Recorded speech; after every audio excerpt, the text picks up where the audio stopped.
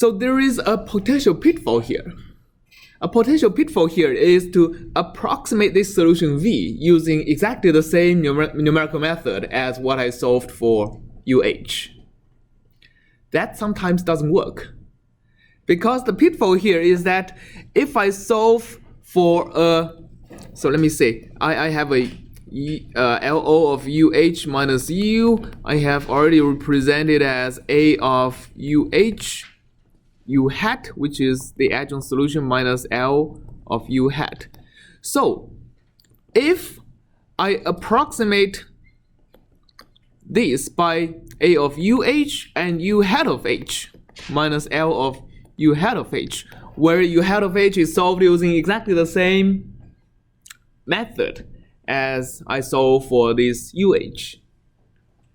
For example, if I have Poisson's equation, remember our A is symmetric, right? So A of U and V is equal to A of V and U. If A is symmetric, what is its adjoint operator? It's itself, right? Symmetric is also called self-adjoint. Okay, and then I can basically replace the right-hand side and solve using exactly the same numerical method. But what is the problem if I do that for approximating this U hat? This would give me 0. Yes, this would be 0. Exactly.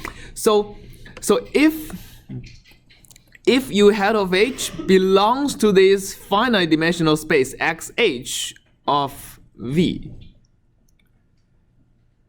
then by definition of the finite element solution, so remember the finite element solution UH is that particular UH in the finite dimensional space that makes the residual equal to 0 for any V in this space.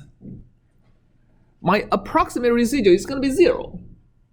So I cannot use the same numerical method or the adjoint version of the same numerical method solve for that particular U hat.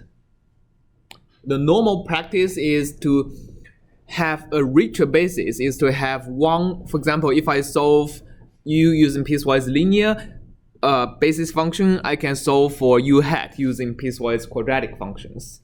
That'll give me a higher order solution for this U hat and give me a proper area estimate, a posteriori area estimate. So the a posteriori area estimate is not going to be free. You need to spend additional effort to get that. All right. So normally U hat is approximated